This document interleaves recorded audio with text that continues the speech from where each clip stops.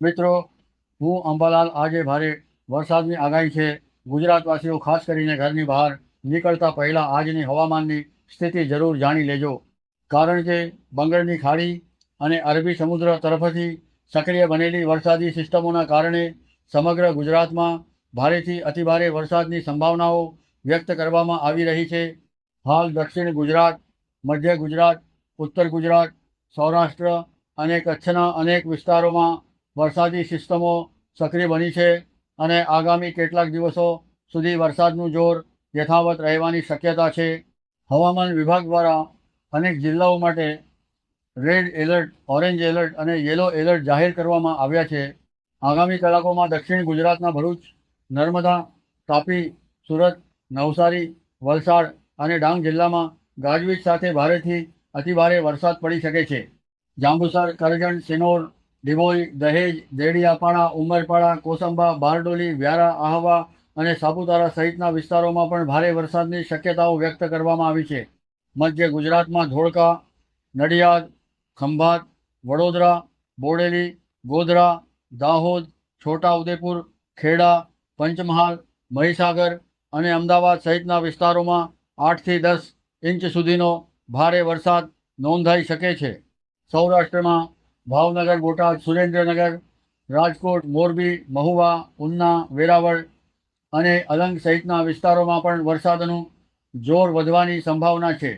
કચ્છના રાપર, ગાંધીધામ, માંડવી, નલિયા, લખપત અને અન્ય વિસ્તારોમાં પણ આગામી દિવસોમાં સારો વરસાદ થઈ શકે છે.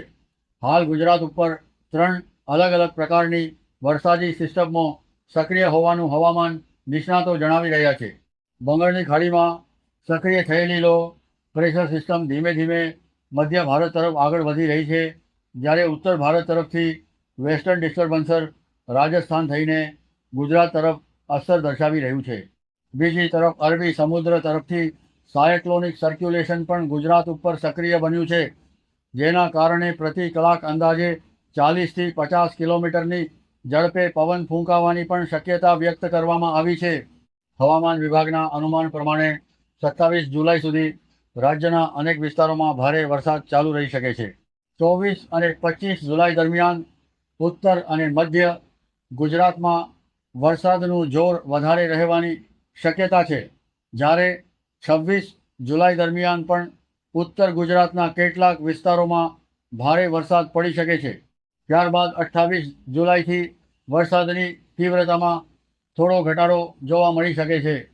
જોકે 30 જુલાઈ બાદ બંગાળની ખાડીમાં નવી વરસાદી સિસ્ટમ સક્રિય થતાં ફરી એક વખત ગુજરાતમાં વરસાદનો નવો રાઉન્ડ શરૂ થવાની શક્યતાઓ વ્યક્ત કરવામાં આવી છે.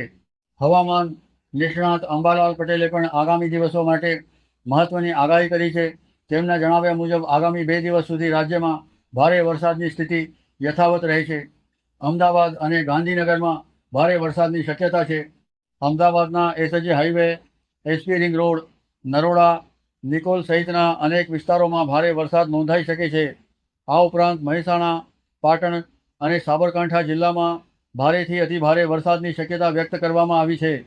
વડોદરા, પંચમહાલ અને દાહોદ જિલ્લામાં પણ વરસાદનું જોર વધવાની સંભાવના છે.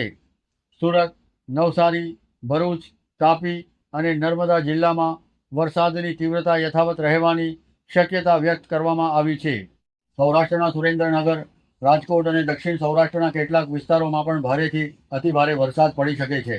અંબાલાલ પટેલના જણાવ્યા મુજબ 27 જુલાઈ પછી વરસાદનો વધુ એક નવો રાઉન્ડ શરૂ થઈ શકે છે અને ઓગસ્ટ મહિનામાં પણ રાજ્યના અનેક વિસ્તારોમાં અણધાર્યા ભારે વરસાદના રાઉન્ડ જોવા મળી શકે છે.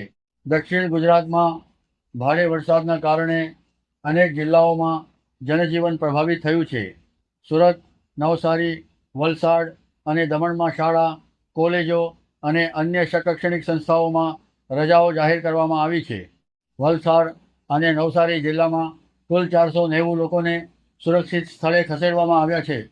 ઉપરાંત દક્ષિણ ગુજરાતના 500 કરતાં વધુ માર્ગો પર પાણી ફરી વળતાં વાહન વ્યવહાર પણ પ્રભાવિત થયો છે. આગામી કલાકોમાં અમદાવાદ, પાટણ, મહેસાણા, રાજકોટ, સુરેન્દ્રનગર, મોરબી, બોટાદ, ખેડા, આણંદ, વડોદરા અને ભરૂચ જિલ્લામાં અતિભારે વરસાદની સંભાવનાને ધ્યાનમાં રાખીને રેડ એલર્ટ જાહેર કરવામાં આવ્યું છે. ભારે વરસાદના કારણે શહેરોના નીચાણવાળા વિસ્તારોમાં પાણી ભરાવા, નદીઓ અને જળાશયોમાં પાણીની આવક વધવા તેમજ પૂર જેવી સ્થિતિ સર્જાવાની શક્યતા વ્યક્ત કરવામાં આવી છે. જિલ્લા વહીવટીતંત્ર, ફાયર બ્રિગેડ, એસડીઆરએફ અને એનડીઆરએફની ટીમોને પણ સજ્જ રહેવા સૂચના આપવામાં આવી છે. તમામ નાગરિકોને બિનજરૂરી બહાર ન નીકળવા, પાણી ભરાયેલા માર્ગો અને અંડરપાસમાંથી પસાર ન થવા તેમજ નદી, નાળા અને જળાશયો નજીક જવાનું ટાળવાની ખાસ અપીલ કરવામાં આવી છે. આગામી થોડા દિવસો ગુજરાત માટે અત્યંત મહત્ત્વના રહેવાના છે. તેથી હવામાન વિભાગ અને સ્થાનિક તંત્ર દ્વારા આપવામાં આવતી સૂચનાઓનું પાલન કરવું ખૂબ જ જરૂરી છે. ધન્યવાદ. જો તમને આજની હવામાન સંબંધિત માહિતી ઉપયોગી લાગી હોય તો આ વિડીયોને લાઈક કરજો, તમારા મિત્રો અને પરિવારજનો સાથે શેર કરજો અને આવી જ સચોટ અને મહત્ત્વપૂર્ણ હવામાનની માહિતી મેળવવા માટે અમારી ચેનલને સબસ્ક્રાઈબ કરવાનું બિલકુલ ભૂલતા નહીં. જય માતાજી, જય દ્વારકાધીશ.